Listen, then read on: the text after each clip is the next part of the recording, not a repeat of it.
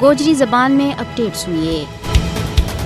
भारत में हिंदुत्व के ऊपर मार मिटने वाला ने मुल्क में अकलीता को जीणो हराम कर दिता है। उन तासब और नो आबादती हरबंग को सामनो है। यह वजह है कि भारतीय पंजाब में रहने वाला सिख अपने वास्ते कनी वतन को मुतालबो कर रहा है, जिसकी हिमायत में दुनिया भर में रहने वाला सिख भी आगे आ गया है। मारूफ सहाफी और अदीब खशवंत सिंह ने भारत में इन हालात की वजह से अपनी किताब दी एंड ऑफ इंडिया में किया था कि भारत का टुकड़ा टुकड़ा हो जाएगा। पाकिस्तान या दुनिया को कोई भी मुल्क भारत न तबाह नहीं कर सकेगा, बल्कि यो अपना ही तासुबाना रवैया की वजह से खुदकुशी को इर्तिकाब करेगा। इस तरह तो तकसीम बरसगीर के वक्त ही भारत में अकलीता की आगतलफी की गई है, मगर जब ते नरेंद्र मोदी ने ज़िम्मा इक़्तिदार संभाली अकलीता को मुस्तकबिल और ज्यादा दाव पर ला दी और इन बार भारतीय सरजमीन न तंग कर दी गई। इन तमाम मज़ाहिब के खिलाफ हिंदुओं की मुतासबाना कार्रवाइयाँ और नफरत अवेज रवैया में खौफनाक हद तक बद हुए है। इन हालात की वजह से खित्ता का तजियाकार मोदी हुकूमत ना भारतीय सेकुलरिज्म के वास्ते मुझ ज्यादा खतरों करार दे रहा है और इनका इकदाम और सेकुलरिज्म का ताबूत में